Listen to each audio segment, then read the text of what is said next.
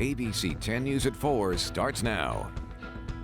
Businesses saved at the last minute. A much needed lifeline comes down from the state where San Diego County stands right now. We need to fix this. You know, we're just going to be on this seesaw. Business owners say this isn't enough, why many expect to fail under the governor's tiered system. Plus, UCSD responds to explosive accusations that UC admitted students with the most money.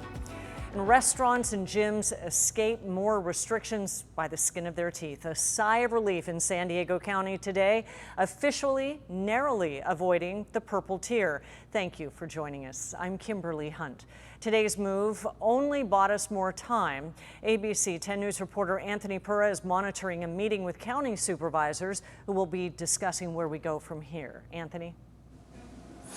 Kimberly, they are having a meeting right now, but so many business owners here saved in the 11th hour. The county reporting a drop in its daily new cases today, and it was just low enough to prevent a new round of restrictions. County supervisors are meeting today. We are monitoring that meeting right now.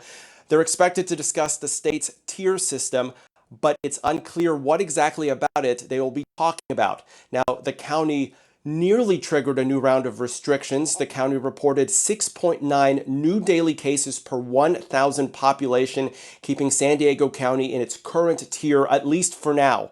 If that number had hit 7, many businesses would have had to close their indoor operations. Supervisor Nathan Fletcher telling ABC 10 News he's encouraged by the numbers, but San Diego County not out of the woods yet. I remained concerned. In June, I thought we were opening too soon. I was very clear. That ended up being true. In July, we had to close. In August, I thought we were opening too soon again. I feared it could create instability and an erratic nature of what we're experiencing now. And so we're going to have to continue to monitor the numbers. Now we're going to continue to monitor that meeting and bring you more information as soon as it becomes available on later editions of ABC 10 News. Reporting live, Anthony Pura, ABC 10 News. Anthony, thank you. Here's a breakdown of the restrictions that aren't changing in San Diego County. Restaurants and places of worship are limited to 25% indoor capacity. Retail centers and grocery stores are limited to 50%, and gyms are still limited to 10%. And new today, UCSD is responding to a scathing audit that found widespread fraud in the University of California system. It says 64 students were accepted based on family donations or relationships to campus staff. The audit examines admissions practices from 2013 through 19 at UCLA, UC Berkeley, UC San Diego, and UC Santa Barbara. It says the majority of admitted students were white, at least half had annual family incomes of $150,000 or more. The audit says 22 students were accepted as athletes despite showing little academic talent. UC San Diego issued this response to ABC 10 News. It says, in part, the university conducted a review of the one concern specific to UC San Diego mentioned in the CSA report and found no evidence that the university personnel committed an improper governmental act or violated policy related to this incident. It says the university implemented new policies to ensure transparency in its recruiting process. Several former federal judges are asking Senate leaders to delay the consideration of a Supreme Court nominee until inauguration date. These judges were appointed by both Democratic and Republican presidents. They warn that confirming a Supreme Court justice before then could, quote, diminish the public's faith in this institution. Utah Senator Mitt Romney said that he supports filling Ruth Bader Ginsburg's seat. 2 other GOP senators have opposed a vote before the election. Romney's support today is a major boost. The president plans to announce his nominee on Saturday. And the president said that it will be a woman and she will be conservative. Now, if the nominee goes through, it would create a new Supreme Court majority, 6-3, conservative to liberal. Well, that certainly sets up a talk about a lot of different issues, including abortion. But when it does come to Roe v. Wade and the debates, well, it isn't all about the Supreme Court. Enough lower courts have not decided what they think about this. The Supreme Court, doesn't like to lead on a particular issue until the lower courts, who've had trials and so on, have thought about it. Now, under a conservative majority, the Supreme Court has ruled on an abortion case. Conservative Chief Justice Roberts sided with the ruling that kept abortion clinics open by not requiring abortion doctors to have nearby hospital admitting privileges. The High Court already ruled on a similar case out of Texas. There is a special doctrine called stare decisis, which means when you have a case and it's like a previous case, you look to that previous case and say, how did that come out? And unless there's a very, very strong reason to change that decision, you follow precedent. You follow what happened the last time this issue came up.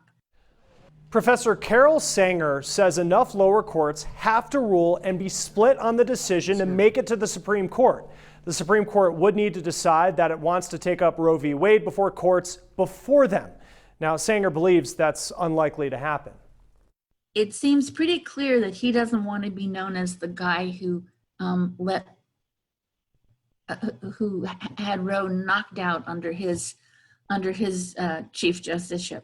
I was talking about Chief Justice John Roberts there. Now, also you think of Justices Kavanaugh and Gorsuch, who you see there. Well, both of them said that they accepted Roe v. Wade as the law of the land during their nomination hearings. Sanger says just because the justices on the courts change, it doesn't mean that we'll change the laws all over again.